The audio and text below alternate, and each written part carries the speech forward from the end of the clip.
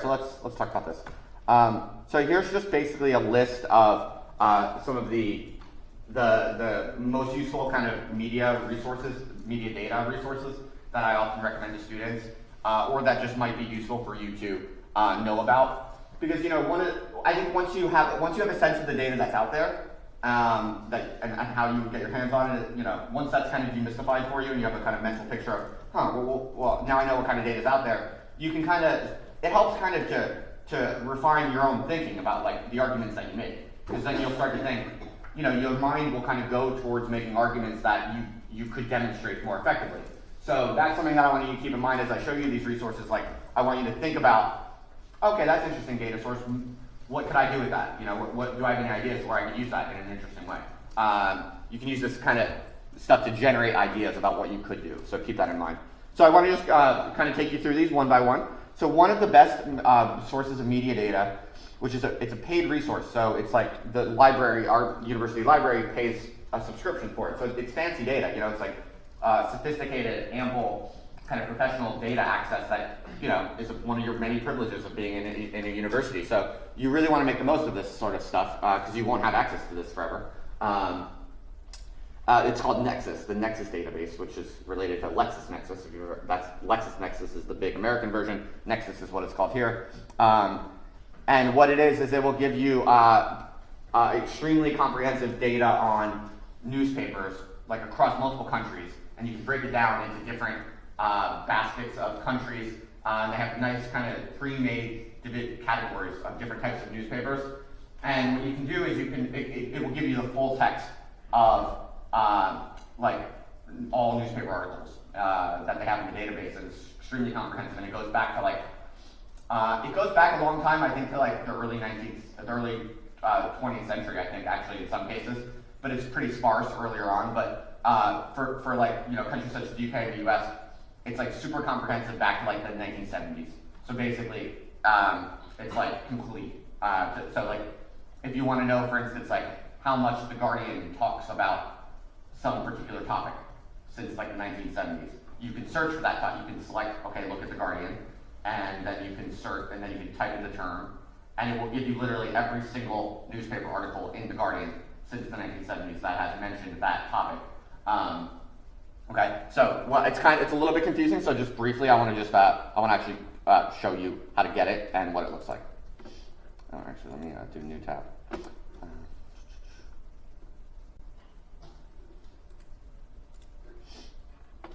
So you find it in the A to Z resources part of the library website. If you just Google University of Southampton Library A to Z resources, this will pop up.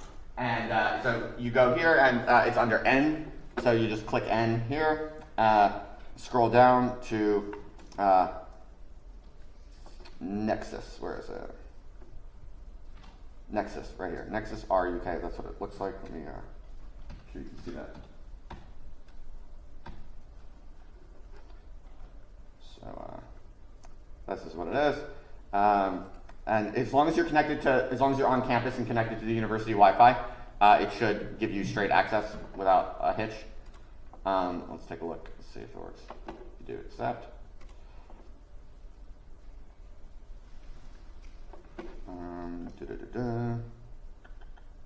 Right. So this is the landing page. So it's really simple. You just search here, but here's kind of down where the power is, because you can kind of zoom in on particular things. So in many cases, you can set the custom date. In many cases, for many of your research topics, obviously this will just depend on your research topic. But I mean, look how legit this is. You can do like all major world publications in English. You can do just UK publications. You can do all these different languages, and you can do UK national newspapers. So basically, the difference between UK national newspapers and UK publications is the national newspapers are the big ones, and just the big ones, whereas the UK publications is going to have a bunch of smaller ones. So it'll be a little bit more random. So let's just give it a quick test run. If you do like UKIP, so it says it only gives you 3,000 at a time, so it's something to keep in mind. You can also You can also tell it in the search bar, like whether you want it just in the headline or anywhere in the text. So like that's something to think about, because if I said just the headline, then it's going to be articles that are like probably about UKIP. You know what I mean? So that would be like a more focused search. If I do anywhere in the text, then basically any article that mentions UKIP is going to be included, and that would be like a much broader net. So it depends on what you're trying to measure. So this is all the appearances of UKIP anywhere in the article, and so yeah, there's lots of things you can do with this. You could download the articles and you can study the articles if you want to do like a qualitative content analysis sort of project. Or another thing you can do is you can count the number of times things are mentioned in like baskets of time periods. So like for instance, I have an academic research paper that looks at the relationship between public opinion about UKIP and media coverage of UKIP. I look at like which one causes which, or is there a causal relationship at all. And what I did for that is I basically broke the search into months, and I did like 100 separate searches for the word UKIP in UK national newspapers for a month at a time, and I just manually did it. I changed the date, and for each month I just counted the times it was mentioned, and I put that into a spreadsheet, and I built this data set, and so I built a time series data set of how much media coverage UKIP got each month for like 10 years or something like that. Actually, I mean, real quick, I can show you. I wrote a short, like, popular article thing a couple years ago when I first started the paper. I just want to show you a sense of what you can do with it. So, for instance, if you look at like this graph,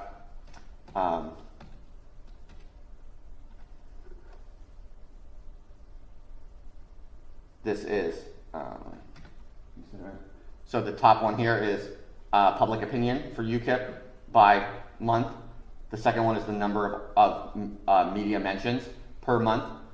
And this red one here, this is the way that I constructed this was how I just told you, using the Nexus database. And then here's when you put them on top of each other, and you can kind of see, or you can kind of see that they're associated in some way, right? It's sort of obvious. But like which one comes first, which one causes the other, or do they have any causal relationship at all? That's like an interesting research question. So this just gives you a visual sense of, you could very easily make this sort of, collect this sort of data using Nexus. This is like very easy, straightforward data collection. And it's just like it's a real nice touch. If you're doing anything where your paper is mentioning something about media coverage, if you want to make claims about the media covers something, and like a lot of your papers, like a lot of your essays say things like, the media talk, you're making claims about what the media reports and how much they report it. Well, okay, that's great, but go and check, go and show me. Like, just take an hour or two to get the data and make a nice little graph like this with original data that you collected from Nexus. It takes your essays and your analysis to a next level, basically. And it's totally available. It's totally within reach for all of you. So I just want to make you aware of that and kind of give you some inspiration or ideas for how you might use this data yourself. So that's Nexus. Okay, really, really useful. Lots of options in here. And you might also be creative about what other ways that you could use this data. Qualitative content analysis is one that I mentioned. You could also do like quantitative content analysis, like actually there are ways of doing kind of pretty sophisticated computer analysis of the actual content of the article. So if you download a bunch of articles, load them into the computer, you can look at like how much certain words appear, right, or things like that. You can be creative with it. Okay, so any questions about that? It's pretty straightforward. You should have a play with it. You can like drill down, look at one paper at a time. Something you might do is kind of like you could do something like I just showed you, like the UKIP example. You could do that with like left-wing newspapers, but then separately do it with right-wing newspapers. That would be, and compare, contrast, that sort of thing. There's lots of interesting stuff you can do with that, or compare different countries, whatever. Okay, I hope that gives you some ideas. So that's really useful, Nexus. Another thing I want to alert you to, actually I just came across this week. My colleague in the computer science, in the web science department, named Les Carr, actually wrote, I'm collaborating with him on some research, and he wrote a really nice little tool that he just released this week that basically lets you scrape or download Twitter data or Google search results data, and it's really nifty. It's really easy, and you don't have to do any coding or anything. You don't have to know anything. It's a Google Chrome extension, so you just download it for Google Chrome, and I want to show, it's actually super useful. And as soon as I saw it, I was like, oh, I'm really going to recommend this to undergrads, because a lot of you want to make arguments about social media. It's a very hot topic. Well, here's like a really easy way for you to get your hands on some data and analyze it, you know, in a rigorous way, really quickly and easily. So I just want to show you that real quick. If you just open a Google Chrome browser and go to this link, you can Google it and find it. He calls it Web Data Research Assistant. Actually, let's see if it'll install. I'm not sure it'll install, but if it does, we can give it a go. Oh, look at that. Okay, so you install. I'm sure you guys know this, right? You install a Google Chrome extension, and it just gives your browser like extra functionality, and it pops up in a corner in the right-hand corner. So I haven't tested it on this computer. I can't guarantee it's going to work, but it worked like a charm on my Mac anyway. If you go to Twitter, basically you can search anything, where is it? And then download the results into like a structured spreadsheet. So let's say like we'll just stick with same theme. Let's see what people are talking about on UKIP. So you search for something, and it gives you, you know, all the tweets that pop up, all the tweets that mention that word. Well, what the Google Chrome extension lets you do is, like, for any page that you're on with Twitter search results of any kind, you just click the little icon, and it's gonna hopefully it'll work here in demonstration. But if it doesn't work for some unknown reason, what it's gonna do is it's gonna be copying all of these Twitter search results into a spreadsheet for you in a structured way, and then you can just paste it into Excel. So it's pretty dope. Let's see if it works. You just click it. Yep, cool, it's working. So see if this little window pops up, and it's scrolling. It's automatically scrolling down the page and then collecting them. So you see that number. See the number is increasing. So right now there's 60 tweets in the spreadsheet. Now there's more. It's increasing down at the bottom. Now there's 80. Now there's 100. And you can just kick back and show. And so it's collecting structured, systematic Twitter data into a spreadsheet. And then you can, you know, make graphs and do, you know, comparisons and analyses in Excel. This is really pretty nifty, because I mean, I do a fair bit of stuff with social media data, but I use like computer programming to do it kind of like with code. And that's obviously alienating and intimidating for students who don't have that experience. So this is really dope, because anyone can kind of fire this up. And so again, the point here is that we can just let it load, see how long it can load. It lasts, like, it'll basically keep scrolling until, for some reason, Twitter kind of cuts you off. So Twitter, like, will cut you off at a certain date. It only goes back so far. But the way you get around that is you can do the advanced search, and you can do specific searches for particular periods, and then just do this multiple times.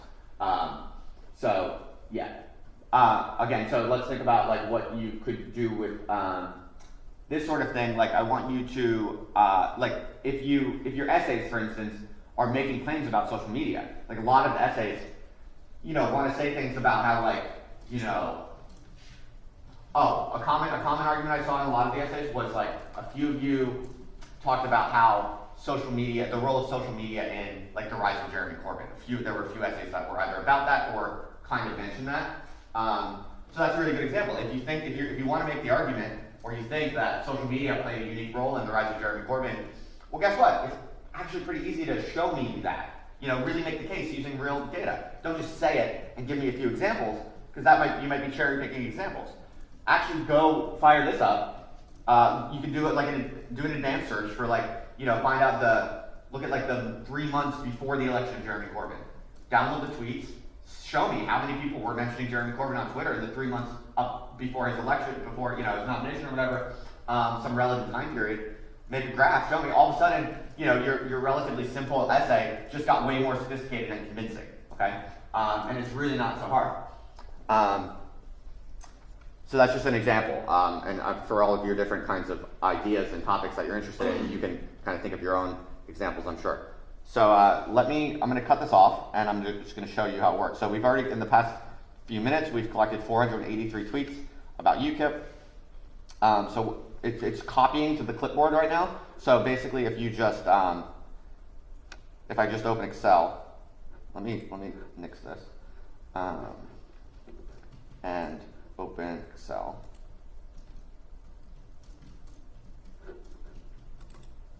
if you just paste, it should paste in. So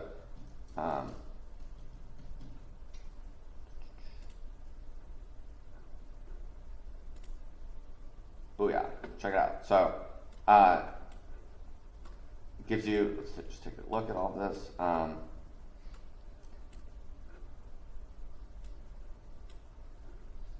Okay, so this is a structured spreadsheet, right? You get what's going on here. This is the text of the tweet. We have 504 tweets. That's N is like the number of tweets, right? So 504, 503, you get the idea. There's a variable for are there any replies, and if so, how many? Here, there's one. See. Here, how many times was it favorited? How many times was it retweeted? The author or the username of the tweet, text of the tweet, and the URL, and then it gives you the time, right? So you can use the time, the date variable to make graphs about like how many are in each period, that sort of thing. You could, I'm just trying to give you ideas and generate some ideas. You could, some of you want to make claims about like if you want to make arguments about how certain kinds of ideas are like promoted on Twitter, for instance, like a lot of you would kind of make claims like that. Like if you think social media kind of encourages a particular type of thinking or communicating, well, you could look at how many replies or retweets or favorites a particular type of tweet gets compared to a different type of tweet, right? So, you could do an interesting thing where like you go through all these tweets maybe manually, and you're like, maybe your hypothesis is that like emotional language gets rewarded on Twitter compared to like cold analytical language. For instance, connecting it to what we talked about yesterday, like hot, quick, fast, emotionally charged language probably gets more play, perhaps, or that's a hypothesis, right? Like people are more likely to like it and reply to it and retweet it if it's like emotionally charged, right? And you can think about the implications of that. There are probably a lot of implications for that. Well, is that true? Who knows? It's just a hypothesis, maybe. There's a good reason I think that might be true. But then maybe other communities are actually more interested in like cold hard data. Then that's what they value and that's what they reward. So you can make arguments like this. But my point is that a lot of you kind of make claims like that, or claims that have that kind of structure. And again, if you're going to do that, just go and check if it's true. See if it's true. And if it is, just show me some data. And you can do it quite easily in this sort of way, just by collecting a bunch of dates, collecting a bunch of tweets that are a good representative sample of something. And then you could kind of go through them manually and say, this is an emotional one, this is a non-emotional one. Have some rules for how you distinguish them. Break them up into two groups, and then look, is the average number of replies or retweets or favorites different? That again, like that's a kind of data analysis thing that you could do like in a day. It's not going to be, or a few days. It's not that hard, but it would just take your analytical powers to the next level, and not only is that going to get you better marks, but the real reason that's cool is because it's like powerful, right? You're able to understand things better and with greater sophistication. Cool. Okay, so that's just how that works. It's super simple. I was really impressed by how quick, easy, and like functional this is. So I just wanted to alert you to that. I'll put these slides on Blackboard. So you can find all these things by Googling it, but I'll throw the slides on Blackboard if you want to use that to get the links to these things. All right, cool. So that's that. And if you might want to use advanced search. If you just Google actually, it's not obvious where it is. Search filters, I think, if you go to advanced search, you can break things up into specific, you probably, for research purposes, you would probably want to use this to have like a good idea, to define the parameters of your sample, right? You want to have a kind of rational reasons for why you're sampling a particular part of Twitter, right? In particular times and places. So yeah, use that. Okay, great. So that's that. Let's carry on, shall we? Another really good resource for a totally different type of kind of media phenomenon from a different perspective would be to use cross-national historical data on media technology. So some of my research is very interested in this. I'm very interested in kind of the long-term development of media systems in different countries over time, right? So we have paid subscription to a really nice data set that is widely used by political scientists. It's called the Cross-National Data Archive. I forget exactly what it's called. It's something like that. We'll say it in a minute. And again, it's a paid service, so it's a privilege of being in the university that you get access to this. And it's a massive data set of country level variables, okay? And so it has lots of variables that you might find interesting for other reasons or purposes, but one set of variables that it offers is like counts of media penetration rates, basically, literally how many radios are there in a country in a particular year for like every country in the world from like 1945 to today. So for some countries it even goes back to like the 19th century. So it's like how many, it has variables for like how many radios are there in the country for each year, how many TVs are there, how many newspapers are in circulation. I think those are the main media ones. So that gives you a sense, so that's obviously for a totally different type of media argument or phenomenon that you might want to study about, how countries maybe change or the effects of long-term kind of media development. So, I make a lot of arguments about how I think, the growth of information communication technology, the spread of information communication technology changes culture. I make a lot of arguments to that effect. If you're interested in that sort of thing, you can do some really interesting and sophisticated stuff with this data set. And also internet app penetration. So like what percentage of the population has internet for every country around the world since the 90s or whatever, when the internet first kind of started spreading. It has really good data on that. So if you want to make arguments about how internet changes things at a country level, this would be a go-to place. It's really good, rich data. We'll just take a quick look at it. There's not much, it's pretty straightforward, but just to kind of demystify it. So in this case, you want to go to C for cross-national, scroll down to cross-national time series data archive. It's this one, all right? Some of the variables go all the way back to 1815. So like you can do some really pretty cool, long, historical kind of data analysis type stuff. And by the way, something I try to reiterate to students, hang on, I'll say that in a minute. So here's what it looks like when you go to it. Again, as long as you're connected to university Wi-Fi, you'll get access to this. If you're not connected to university Wi-Fi, it'll block you because this is paid. So here's what it looks like, and basically you can just download this basket of files, the zip file, to get everything. Or, here are the specific files in there. The main data set is this one, the top one here. And then the other ones are it's information, right? So, and it's up to date to 2017. So it's really pretty good stuff. We'll take a quick look at the code book. Well, why don't we take a look at the book? Download the spreadsheet. So, as a rule of thumb, and this is this will be a useful rule for any data analysis that you do in the future. When you're looking for data sources, you want to find code books.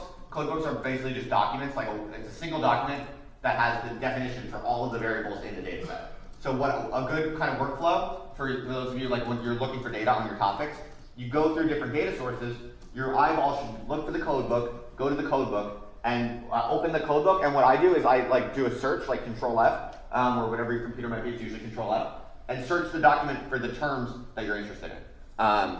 And you can see pretty quickly, does this data source have variables for me, given what I'm trying to study?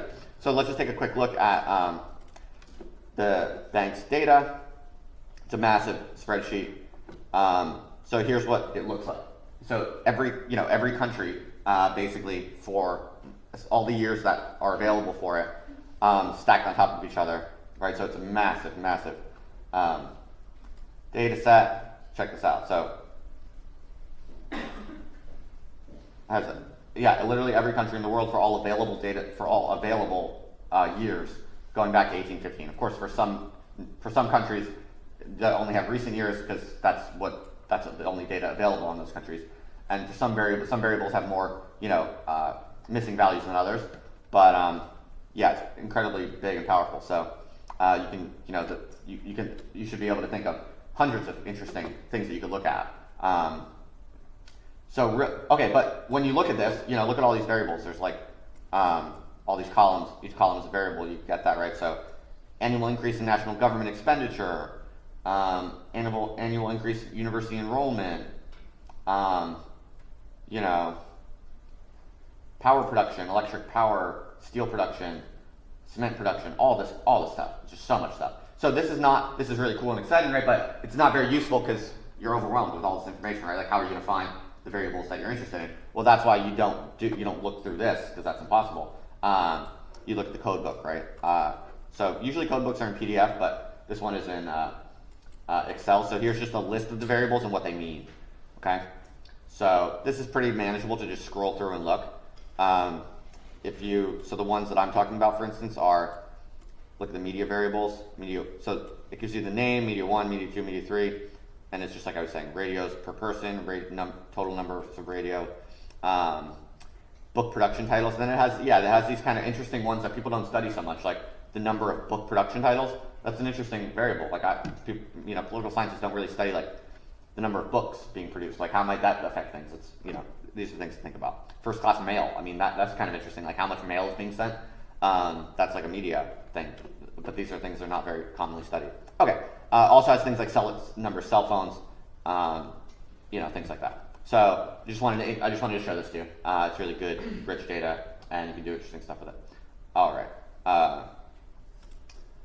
Great. So moving on.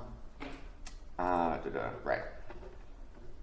And then there are kind of more, newer, more kind of experimental data sources that you might find useful. And these aren't necessarily used yet quite widely in academic research, although they kind of are sometimes.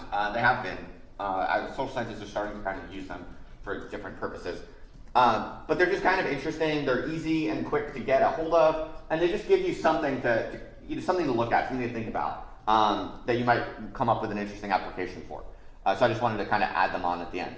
I think the first three that I just showed you, for most of your research interests, the first three are kind of are going to be like some of the more useful and resources that probably most of you should think about using. Again, something I want to reiterate is like you don't have to. I'm not telling you you have to go use these things.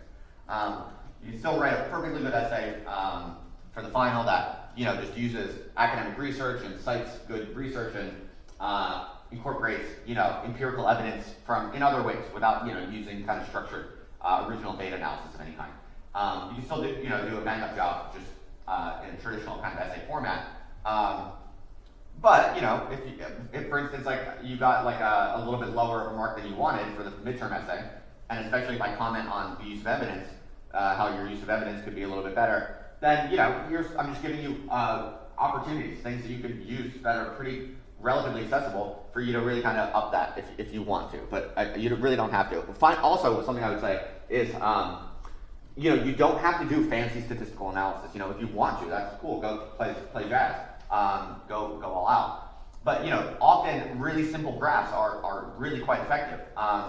And you don't have to be mathematically sophisticated. You don't have to be good at computer analyses. Like any of you are more than capable of learning how to maneuver this data just well enough to be able to make a coherent graph or a visual comparison of groups, or look at the means of different groups and show me on a graph, or show me line graphs over time. Like these are very you can get quite far with that. It can be quite useful to do that sort of thing, and it doesn't require you to be sophisticated with data. It's like within reach of all of you.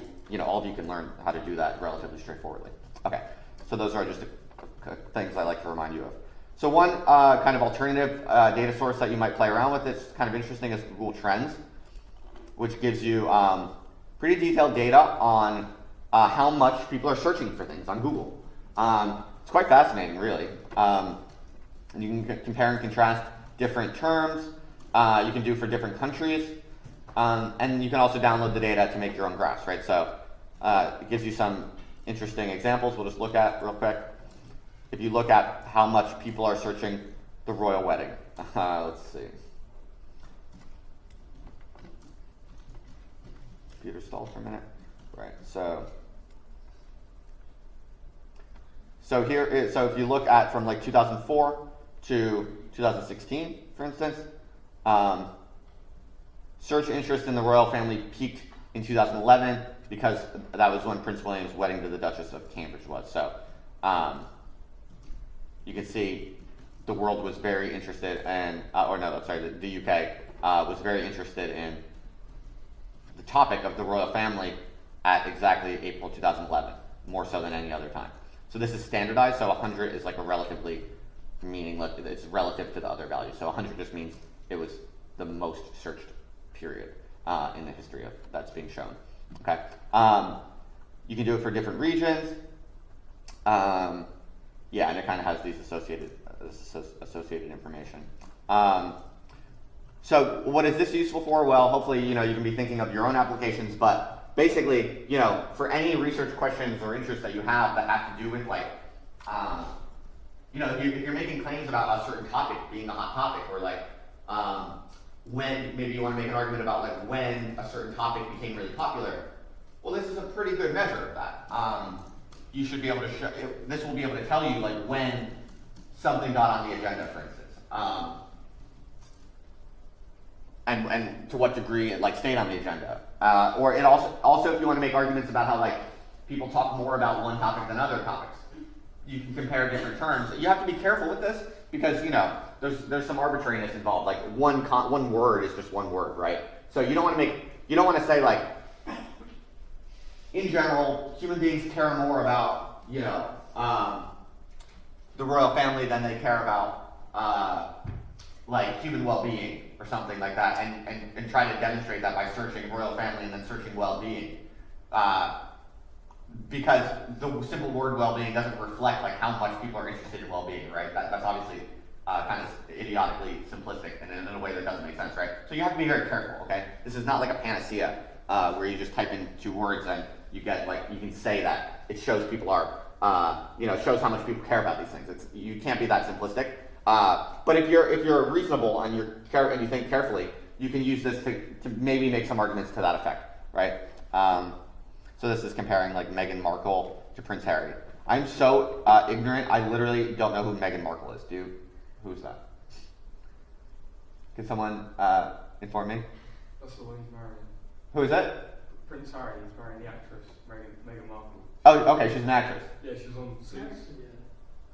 Oh, she's American. Oh, interesting. Yeah, I don't know who that is. I've never heard of Suits either. I live under a rock, man. I'm terrible. Sorry. Cool. Well, you learn something new every day.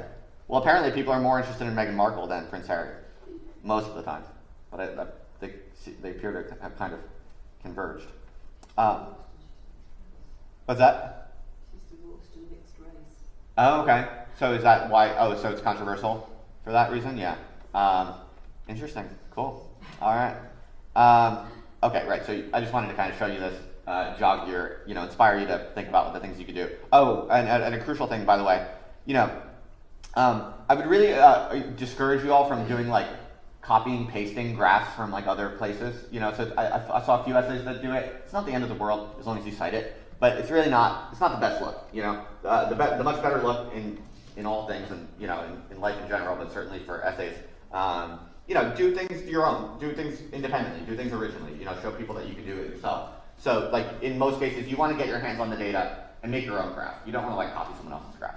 It's not the end of the world if you cite it, but what some students would do is like take a screenshot of this, of like the relevant graph and then paste in the screenshot. It's not bad, it's certainly efficient. But the better thing to do would be to download the data, and I'll show you real quick, I think, I forget where it is, but we'll find it. Oh, that's cool. So you can embed it, but that's not so relevant for us.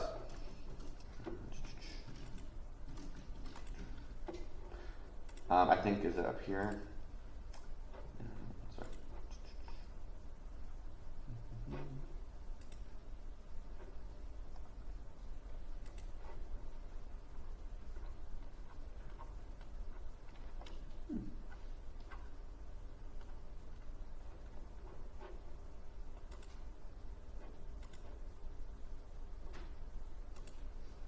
Oh, you might have to be signed in. That might be why.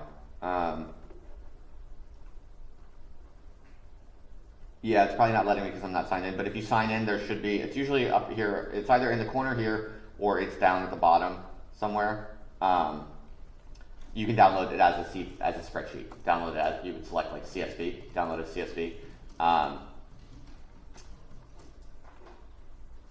Yeah, you definitely can. Actually, and just recently they introduced this for YouTube also.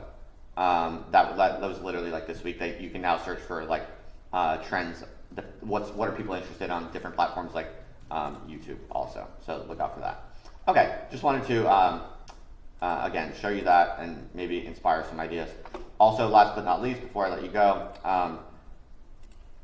I cited in a lecture I showed you some Google Ngrams data, and so I just want to show you that real quick. What this shows is like how much a concept is mentioned, how much a word or set of words that you define is mentioned in all books like ever written. It's like incredible. It's pretty phenomenal if you think about it. So this is a sample. They have a sample of all books written in like the English language, and a few, they have other languages too. But for us, the most relevant is obviously English. And so it gives you some sense of like how prevalent a word or concept is in the culture at large in some sense, which is pretty extraordinary. So it's actually kind of similar to Google search trends in the sense that it's a measure of like what people are interested in, what people are talking about. But it goes farther back, and it goes like it's a more general measure in the culture because it's based on books, not Google search trends. Okay, so apparently, Frankenstein is more widely written about than Albert Einstein or Sherlock Holmes. And you do it by just entering the terms here. You can adapt the dates, yeah. And finally, so here for this to download the data to do your own analyses in Excel or SPSS or whatever you want to use, you go here. Oh, this is the raw data, like all the data. Do you want that?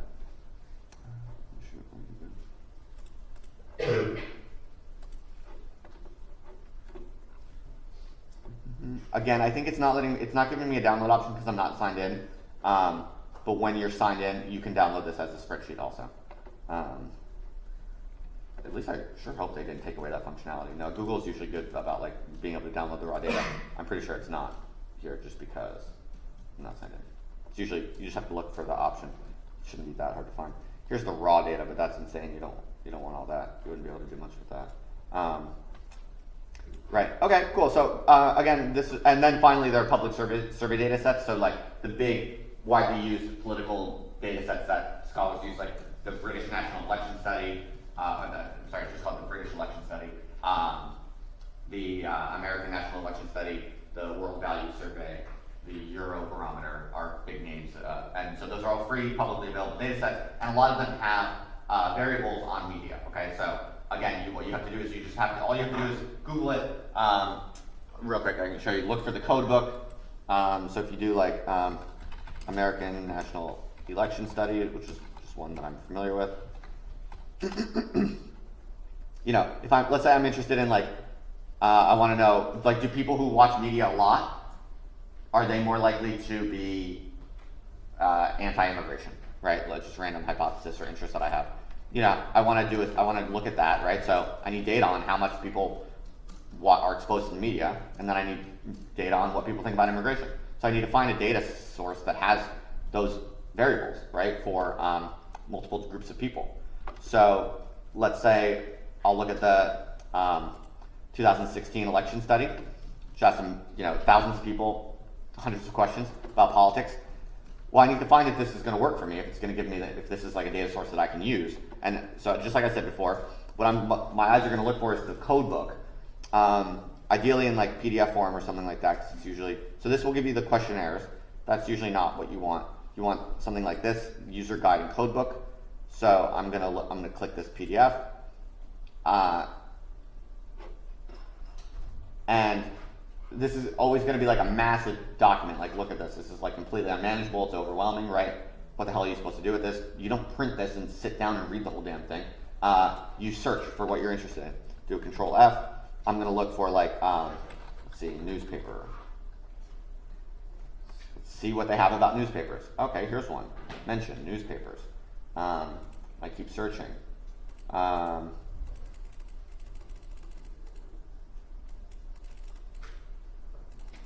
So when you find something that looks like it might be for you, what you do is copy the variable. So here's the variable name, and then I'm going to jump down to more details about that variable, right?